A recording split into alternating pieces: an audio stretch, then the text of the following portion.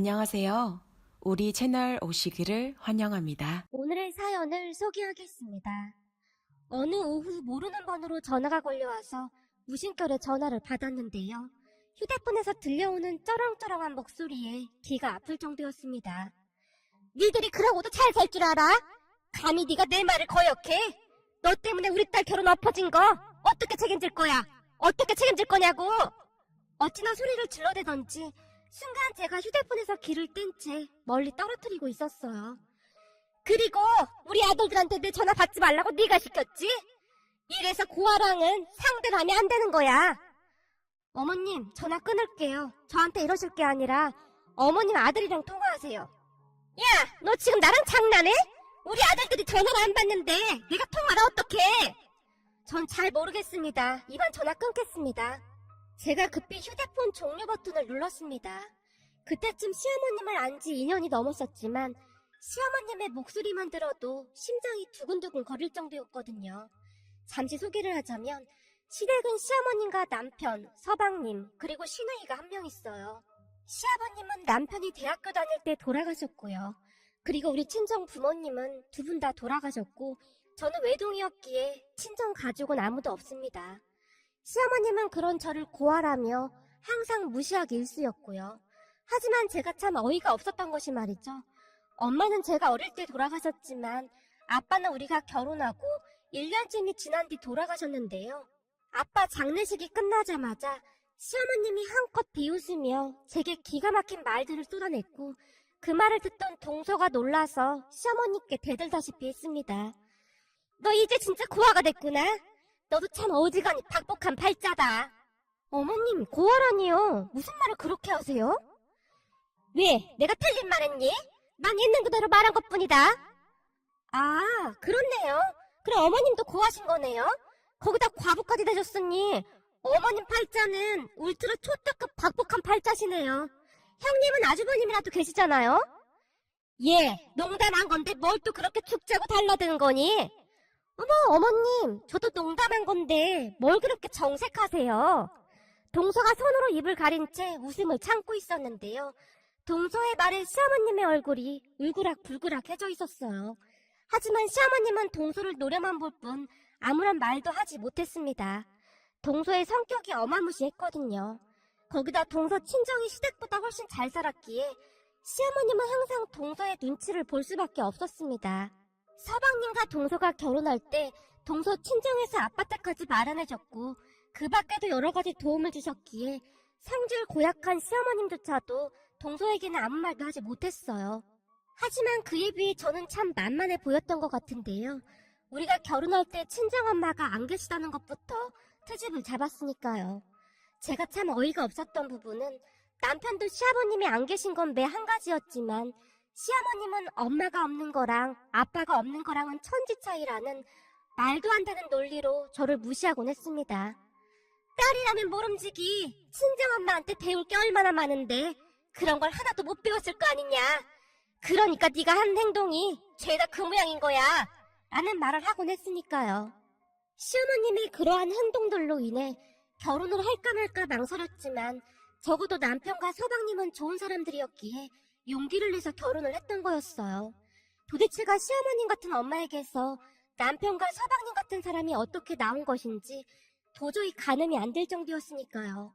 결혼 후 시어머님의 막말은 계속되었지만 남편과 서방님이 제 옆에서 딱 버티고 지켜주었기에 그래도 큰 탈 없이 견딜 수 있었습니다. 그렇게 시간이 흘러 서방님도 결혼을 하게 되었는데요. 동서가 인사를 온다고 하자 시어머님의 입이 귀에 걸린 채 좋아서 어쩔 줄을 몰라 했어요. 돈 좀 있다고 나대기 전에 초장에 기를 팍 꺾어놔야 해. 암탉이 울면 집안이 망한다고 하잖니. 사실 우리 둘째 아들 정도면 어디 내놔도 꿀릴 게 하나 없지. 직업도 공무원에다가 성격 좋지 인물도 나 닮아서 아주 훤하지. 시어머님이 초장부터 동서의 귀를 꺾어놔야 한다며 회심의 미소를 지으며 제게 말했거든요. 저는 그런 시어머님의 말에 그저 묵비권을 행사할 뿐이었고요. 사실 서방님이 시어머님에게 동서에 대해 말하기 전에 저는 이미 동서와 몇 번 만나서 밥도 먹고 하는 사이였거든요. 그래서 동서의 성격을 그 누구보다도 잘 알고 있었기에 앞으로 시어머님에게 어떠한 일이 일어날지 불을 보듯 뻔히 보일 정도였으니까요. 그렇게 얼마 뒤 동서가 시댁에 첫 인사를 오게 되었고, 동서가 온다는 말에 시어머님이 제게 아침 일찍 건너와서 식사 준비를 도우라고 했어요. 이게 말이 덮는 거지 그냥 저보고 다 하란 소리였어요. 시어머님은 옆에 서서 내내 잔소리할 생각만 하고 있었거든요. 이건 너무 짜잖니. 넌 대체 친정에서 뭘 배운 거냐? 도대체가 제대로 하는 게 하나도 없어. 엄마, 그거 내가 한 건데? 왜 이 사람한테 뭐라고 하는 거야? 엄마야말로 나한테 똑바로 가르쳐준 게 없으니까 간이 그 모양인 거 아니야. 하긴 뭐 엄마가 하는 음식이 하나같이 맛이 없으니까 내가 배우긴 뭘 배웠겠어? 야, 넌 사내 자식이 왜 주방에서 어슬렁거려? 어슬렁거리긴 뭘 어슬렁거려. 내 동생이 결혼할 사람 데리고 온다는데 내가 해야지 누가 하겠어? 근데 효주 이 기집애는 도대체 왜 콧대기도 안 비추는 거야? 암튼 엄마가 문제야. 엄마가 지금 이 사람한테 뭐라고 할 게 아니라 효주 나 똑바로 가르쳐. 효주 밥도 제대로 못하잖아. 그러다 시집가서 소변 맞기 딱 좋다니까. 뭐야, 넌 효주 오빠 아니야? 오빠가 동생 악담을 해도 유분수지. 우리 귀한 딸한테 무슨 그런 말을 해? 난 현실을 말한 것뿐이야. 그리고 엄마 딸 귀하면 며느리도 귀한 법이야. 여보, 당신은 가서 소파에서 좀 쉬어. 아니야, 난 괜찮아. 괜찮게 뭐가 괜찮아. 엄마가 당신 음식 맛없다고 하잖아. 그러니까 음식 하지 마. 근데 이놈의 자식이 엄마 앞에서 못하는 말이 없어. 결국 시어머니가 팔을 걷어붙인 채 주방에 자리를 잡았어요. 그리고 잠시 후 서방님과 동서가 집 안으로 들어섰고, 시어머님이 한박 웃음을 지은 채 동서가 들고 온 선물들을 받아들었습니다. 왔니? 얼른 앉아라. 우선 식사부터 하자꾸나. 시어머님의 동서의 손까지 덥석 잡은 채 식탁으로 향했어요. 식탁에 차려진 음식들을 보며 서방님이 시어머님과 우리 부부를 번갈아가며 바라보더니 물었어요. 설마 이 음식도 형수님 혼자 다 한 거 아니죠? 아니에요, 서방님. 이 사람이랑 어머님께서 하신 거예요. 이거 반은 내가 한 거야. 남편이 의기양양한 표정으로 서방님에게 말했는데요. 저 봤지? 우리 집안이 이 정도야. 나도 우리 형만큼은 음식할 줄 알아. 진짜? 그렇잖아도 나 음식 잘 못해서 걱정했었는데 다행이다. 그래도 결혼하면 열심히 배워볼게. 걱정 붙들어 매라니까? 음식이야 잘하는 사람이 하면 되는 거 아니겠어? 그런 모습에 시어머님이 못마땅한 표정으로 한마디를 툭 하고 던졌어요. 결혼 전에 우리 집에 자주 와라. 내가 요리하는 거 가르쳐주마. 에이, 엄마가 무슨 요리를 가르쳐줘. 맨날 음식 간도 못 맞춰서 버리는 게 반인데 그냥 내가 하면 되거든? 내가 음식을 못하긴 뭘 못해. 못하는 거 사실이잖아. 전에 이모 집에 놀러 갔을 때 이모도 그랬잖아. 엄마처럼 음식 간 못 맞추기도 어렵다고 말이야. 그런데 엄마가 재수씨한테 무슨 요리를 가르쳐줘? 남편과 서방님이 합세해서 시어머님을 몰아붙이고 있었어요. 사실 시어머님이 웬만한 분이셨다면 그러지 않았을 텐데요.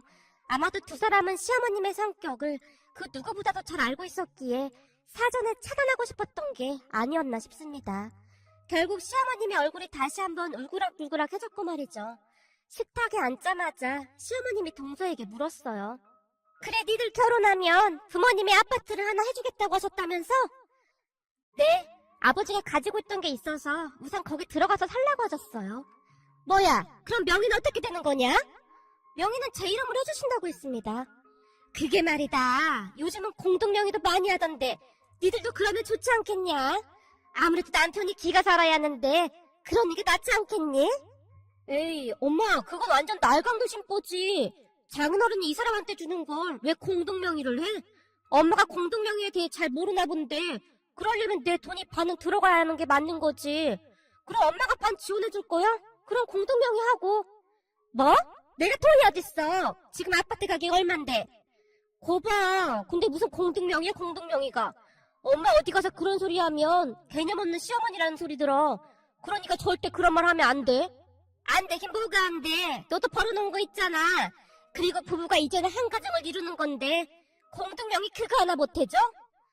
내가 돈이 어딨어. 아버지 돌아가신 뒤에는 형이랑 나랑 돈 버는 족족 우리 집 생활비로 다 썼는데 엄마 일이라고는 해본 적도 없잖아. 엄마 잊었어? 효주 대학 등록금도 우리가 다 된 거잖아. 근데 내가 돈이 어딨어? 서방님의 말에 결국 시어머님이 입을 다물어 버렸는데요. 사실 서방님의 말에 틀린 게 하나 없는 게 시아버님이 돌아가신 뒤 남편과 서방님이 번 돈으로 살았다고 해도 과언이 아니었다니까요. 그렇게 시어머님은 더 이상 어떠한 말도 하지 못한 채 열심히 식사만 하셨답니다. 상견례 자리에서도 시어머님은 입을 꼭 다문 채 그냥 식사만 하실 정도였어요. 상견례에 가기 전 서방님이 경고 아닌 경고를 했거든요. 만약에 엄마가 쓸데없는 소리해서 내 결혼 엎어지면 그땐 나도 가만히 안 있을 거야. 그러니까 아파트 공등명의 이런 얘기는 아예 꺼내지도 말고 되도록이면 그냥 대답 정도만 해. 라는 말을 할 정도였어요. 그 뒤 서방님과 동서는 결혼을 하게 되었어요. 서방님과 동서가 결혼을 한 뒤에도 큰 문제 없이 잘 지내고 있었고요. 모르는 사람들이 보면 동서가 엄청 차가운 사람이라고 생각할지 모르겠지만 동서는 정도 많고 참 좋은 사람입니다. 그런 동서는 유독 시어머님에게 나를 세우곤 했는데요. 그래서 그랬는지 시어머님은 항상 동서의 눈치를 보기 바빴습니다. 그리고 그 모든 스트레스를 저한테 풀곤 했고요. 하지만 제 성격이 그냥 한 귀로 듣고 한 귀로 흘러버리는 성격이었기에 그냥 그러려니 하고 말았는데요. 그러던 어느 날 친정 아버지가 건강검진 중에 췌장암이라는 청천벽력 같은 얘기를 들었고 그 충격은 이루 말할 수가 없었습니다. 조금 전에도 말씀드렸듯이 제게 친정 가족이라고는 친정 아버지뿐이었으니까요. 결국 아버지는 급히 수술을 받게 되었습니다.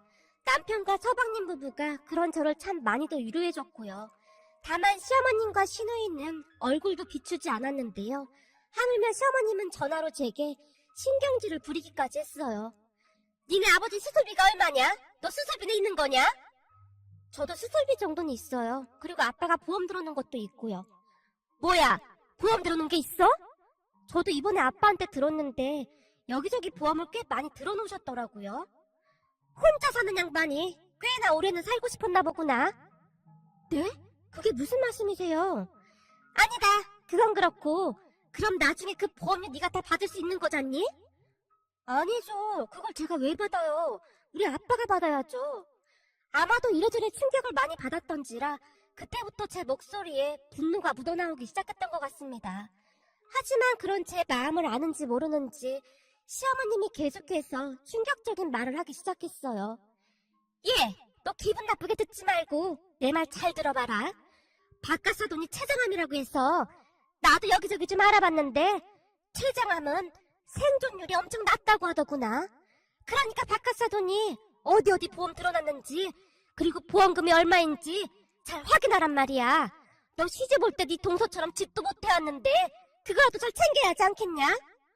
어머님, 도대체 무슨 말씀을 하시는 거예요? 저희 아빠 수술하면 좋아질 거니까 그런 말씀하지 마세요. 넌 무슨 애가 그렇게 뺑하냐? 그러니 그 모양 그 꼴인 거야. 네 동선에는 자기 집도 있는데 넌 평생 전세로 살 거냐? 집불도 없는데 그런 거라도 잘 챙기라는 말이 뭐가 그렇게 기분이 나쁘다는 거니? 그 순간 옆에 있던 남편이 제 휴대폰을 빼앗아 갔는데요. 엄마, 지금 제정신이야? 지금 이 상황에 그게 사람이 할 소리야? 내가 뭐 못할 말했냐? 네 장인 그 정도면 살 만큼 살았구만. 뭘 그렇게 호들갑이야? 엄마, 한 번만 더 그런 소리 하면 우리 엄마 얼굴 안 보고 살 거니까 그런 줄 알아. 남편이 신경질적으로 전화를 끊어버렸습니다. 그날 동서와 서방님까지 다 와 있었는데 시어머님의 목소리가 고스란히 들려왔기에 다들 얼굴이 사색이 되어 있었어요. 우리 엄마지만 진짜 말 정 떨어지게 하네. 형수님, 죄송합니다. 제가 대신 사과드릴게요. 서방님과 남편이 몇 번이나 사과를 했는지 모르겠습니다. 하지만 저는 경황도 없었고 오로지 아버지 수술 생각만 하고 있었던지라 그때 당시에는 아무런 생각도 들지 않았어요. 그리고 얼마 뒤 아버지는 수술을 했지만 끈때 세상을 떠나셨습니다. 돌아가시기 전 아버지가 우리 남편 손을 붙들고 저를 몇 번이나 부탁했는지 모른답니다. 나 가고 나면 우리 딸 혼자 아니겠나. 내가 자네만 믿네. 자네가 내 사이라 얼마나 다행인지 모르겠네. 그동안 정말 고마웠네. 라며 그동안 아버지가 들어놓았던 보험 증서들을 남편과 제게 넘겨주셨어요. 그렇게 아버지는 조용히 눈을 감으셨습니다. 그런데 그 뒤에도 시어머님의 어마어마한 행동들이 계속되었는데요. 정말이지 상상을 초월할 정도였습니다. 아버지 장례식을 잘 끝내고 다 같이 시댁에 모였어요. 사실 아버지 장례를 치르는 동안에 동서와 서방님이 물심양면으로 도와줬거든요. 특히나 동서한테 참 고마웠던 것이 장례식 내내 제 옆에서 한시도 떨어지지 않고 저를 챙겨줬거든요. 거기다 동서의 부모님이신 사돈 어르신들까지 오셔서 한동안 자리를 지켜주셨어요. 또한 안사돈 어르신은 장례식장에서 저를 보자마자 아무 말 없이 꼭 안아주셨는데요. 그러한 모든 것들이 제게는 정말 큰 힘이 되었답니다. 하루하루 견디기 힘들 정도로 힘든 시간이었지만 소중한 사람들이 있어서 잘 견뎌냈던 것 같습니다. 그리고 시어머님께서 제게 하는 것들을 옆에서 고스란히 지켜봤던 동서였기에 시어머님이 제게 함부로 하거나 하면 저 대신 시어머님께 쏘아붙이곤 했어요. 그렇게 시어머님과 우리 사이에 점점 골이 깊어져만 가고 있었습니다. 동서가 한마디도 지지 않은 채 시어머님 말에 말대꾸를 했기에 더 그랬던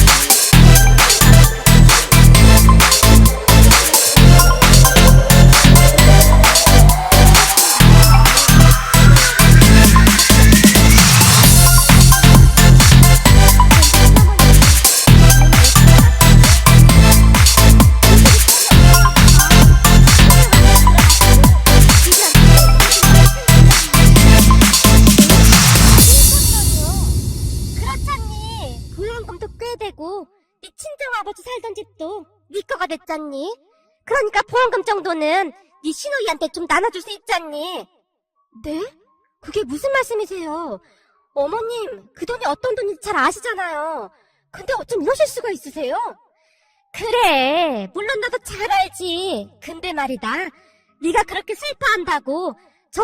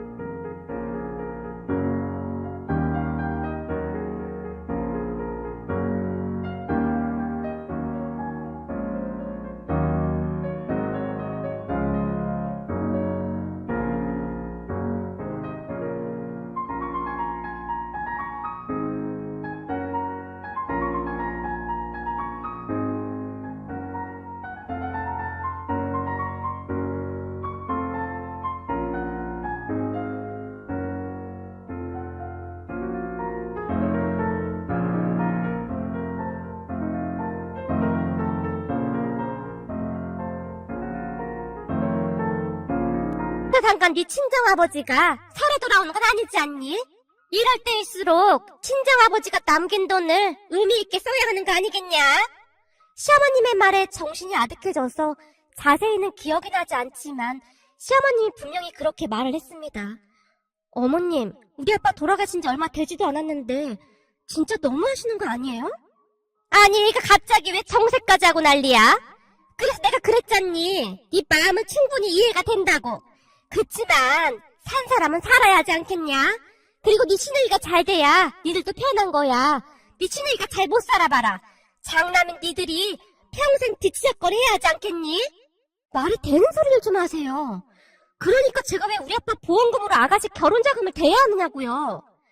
그럼 어떻게 하니? 돈 때문에 네 시누이한테 결혼하지 말라고 할 순 없잖니. 이게 얼마나 좋은 자리인데 절대 그럴 순 없다. 그러지 말고 네가 좀 베풀면 되잖니. 어머님, 저는 지금 어머님 말씀이 도통 이해가 안 되네요. 그이랑 상의해서 그이가 하라고 하면 그때는 다시 생각해볼게요. 뭐? 네 남편한테 말하면 절대 안 되지. 왜 안 돼요? 어머님은 그렇게 하는 게 맞는 거라면서요. 그러니까 제가 그이한테 한번 물어볼게요. 가만 보니 너 네 동서한테 말하는 거 교육이라도 받은 거니? 네? 교육이라니요? 아니 그렇잖니. 가면 갈수록 너 말하는 게 어쩜 네 동서랑 똑같아지냔 말이야. 아주 정이 뚝 떨어지게 말하고 있잖니. 암튼 전 아가씨 결혼할 때 돈 못 보태드리니까 그런 줄 아세요. 너 진짜 이럴 거니? 이러다 우리 딸 결혼 잘못되면 다 네 책임이니까 그런 줄 알아라. 시어머님이 저를 밀치다시피 하고는 밖으로 나가버렸습니다. 그렇게 잠시 후 남편이 집으로 들어왔는데요. 남편을 보자마자 눈물이 왈칵 쏟아져 나왔어요. 놀란 남편이 자초지종을 물었고 제가 있는 사실대로 다 말을 했습니다. 제 말을 들은 남편의 얼굴이 사색이 되었는데요. 바로 시어머니께 전화를 해서 정말이지 난리를 친 건 말할 것도 없었고요. 엄마, 왜 이렇게 생각이 없어? 그동안 우리가 효주 대학 공부까지 다 시켰으면 결혼은 지가 알아서 해야 하는 거 아니야? 왜 효주 결혼할 돈을 우리 집사람한테 말하는 거냐고. 그것도 자네들은 보험금을 내놓으라니. 그게 지금 말이 되는 소리야? 니들 진짜 욕심도 많다. 니들은 니네 장인어른이 살던 집까지 공짜로 생겼잖아. 그럼 보험금 정도는 동생한테 좀 베풀어도 되잖니? 가만 보니 욕심이 한도 끝도 없네. 니들 그렇게 살면 안 되는 거야. 엄마, 진짜 생각이 없어서 너무 없네. 그 보험금은 장인어른이 당신 돌아가시고 나면 집사람한테 친정식 하나도 없으니까 돈이라도 있어야 든든하다고 하시면서 무리해서 부은 건데 어떻게 그 돈을 달라갈 수가 있어? 우린 손 떨려서 그 돈 손도 못 대고 있단 말이야. 그리고 장인어른 아프셔서 입원하고 있는 동안에 효주가 병문 한번 와봤어? 장례식장도 무서워서 오기 싫다고 코빼기도 안 비쳤잖아. 근데 보험금을 내놓으라고? 말도 되는 소리를 좀 해. 엄마 이런 식이면 우리 엄마랑 연 끊고 살 테니까 그런 줄 알아. 아주 애처가 나셨네. 네 처는 참 좋겠다. 남편 이렇게 편을 들어주니 얼마나 좋아 그래? 근데 난 남편도 없고 이렇게 서러울 수가 없네. 남편 없이 쎄빠지게 자식들 키웠는데 결국 이런 대접을 받는구나. 시어머님이 갑자기 대성통곡을 하기 시작했어요. 됐으니까 앞으로 우리한테 연락도 하지 마. 그리고 말은 바로 해야지. 아버지 돌아가신 뒤로 엄마 친구들이랑 맨날 놀러 다니기 바빴고 일은 우리가 다 했잖아. 내가 일 안 하긴 왜 안 해? 니네 이모네 식당에서 일했었잖아. 그래, 2달 일했었네. 그것도 손님이랑 대판 싸우고 그만뒀잖아. 그 뒤에는 대인기피증이 생겼다는 둥 하면서 친구들만 만나러 다녔잖아. 아니 대인기피증이라면서 친구들을 어떻게 만나고 다닌 거야? 덕분에 정우랑 나는 대학 다니면서 4시간도 못 자면서 아르바이트 했어. 그랬으면서 엄마가 그러면 안 되는 거 아니야? 최소한 우리한테 미안한 마음은 있어야 하는 거 아니냐고. 난 이제 엄마한테 정이랑 정은 다 떨어졌으니까 앞으로 우리한테 연락하지 마. 남편이 전화를 끊어버렸어요. 그 뒤 우리 부부와 서방님 부부까지 시어머님과 연락을 끊고 살게 되었어요. 다들 시어머님 이야기만 나오면 고개를 절레절레 흔들었습니다. 저 또한 아주 당연하다는 듯이 아버지 보험금을 내놓으라는 시어머님의 말에 정이 떨어질 대로 떨어졌고요. 그런데 시어머님은 그 모든 것이 제 탓인 마냥 시시때때로 전화해서 저를 힘들게 했습니다. 우리 모두 시어머님의 전화를 받지 않았기에 사람들한테 휴대폰까지 빌려서 말이죠. 그랬기에 한동안 모르는 번호로 걸려오는 전화를 받지 않고 있었는데요. 하필이면 그날 저도 모르게 전화를 받았던 거였어요. 신우이가 결혼할 남자와 헤어지게 된 뒤 시어머님이 더욱 악을 쓰기 시작했거든요. 암튼 저는 시어머님의 전화를 그냥 끊어버렸습니다. 사실 그때쯤 제가 임신을 하고 있었기에 최대한 안정을 취하고 싶었어요. 그렇잖아요. 그래도 할머니인데 뱃속의 아이한테 그런 모습을 보여주고 싶지 않았으니까요. 그렇다고 제 마음이 편하게 했겠습니까? 하지만 어쩔 수 없다는 생각만 들었습니다. 전화상으로는 제게 듣도 보도 못한 욕설을 하곤 했거든요. 그러던 어느 날 동서에게 연락이 왔는데요. 형님, 이번 주 토요일 날 시간 좀 낼 수 있을까요? 이번 주 토요일? 글쎄, 아직까지는 별다른 일은 없는데 그건 왜 묻는 거야? 그럼 그날 우리 어디 좀 같이 가요. 우리한테 첫 조카가 생겼는데 그냥 지나갈 순 없잖아요. 동서, 항상 신경 써줘서 정말 고마워. 사실 나 말이야, 친정 식구가 하나도 없어서 조금 슬프다는 생각을 하고 있었거든. 그럴 줄 알았어요. 제가 친구들한테 들어보니 임신하게 되면 호르몬 때문에 감정 기복이 심해진다고 하더라고요. 그냥 저를 친정 동생으로 생각하세요.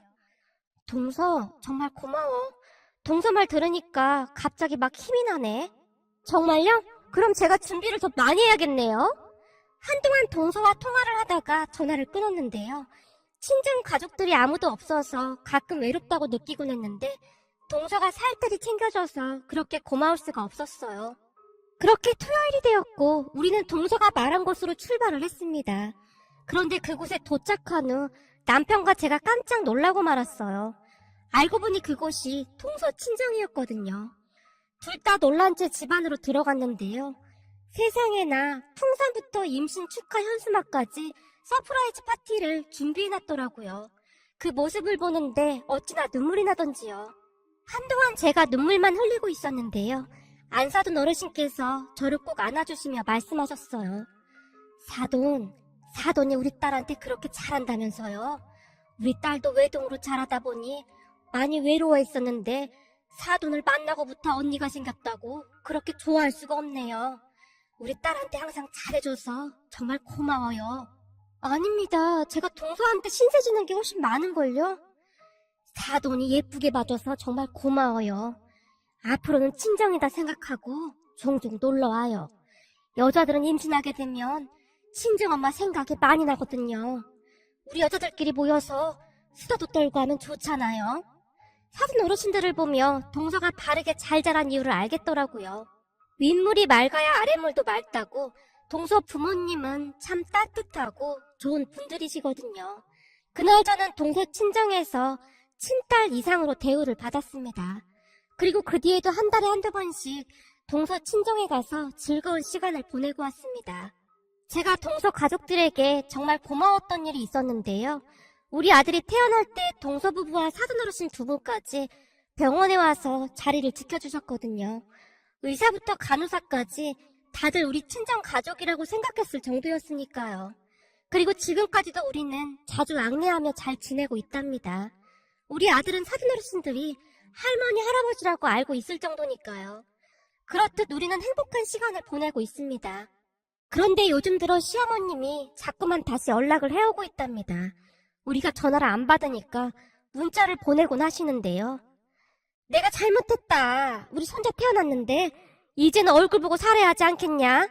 손자가 할머니 얼굴도 모른다는 게 말이나 되는 소리냐? 라며 저를 설득을 하다가 또 어느 날은 갖은 욕설을 남기기도 하시고 여전히 복잡하기만 하네요. 그 사실을 안 우리 남편과 서방님이 펄쩍펄쩍 뛰고 난리가 났었고요. 거기다 얼마 전에는 남편이 제 휴대폰 번호까지 바꿔버렸습니다. 저도 딱히 시어머님과 연락을 하고 싶지 않았기에 남편이 휴대폰 번호 바꾸는 걸 보고만 있었고요. 요즘 들어 드는 생각인데요. 시어머님께서 사돈 어르신들처럼 그렇게 대해주셨다면 어땠을까 하는 생각이 든답니다. 그랬다면 이런 일도 일어나지 않았을 테니까요. 이래저래 참 씁쓸하기만 합니다.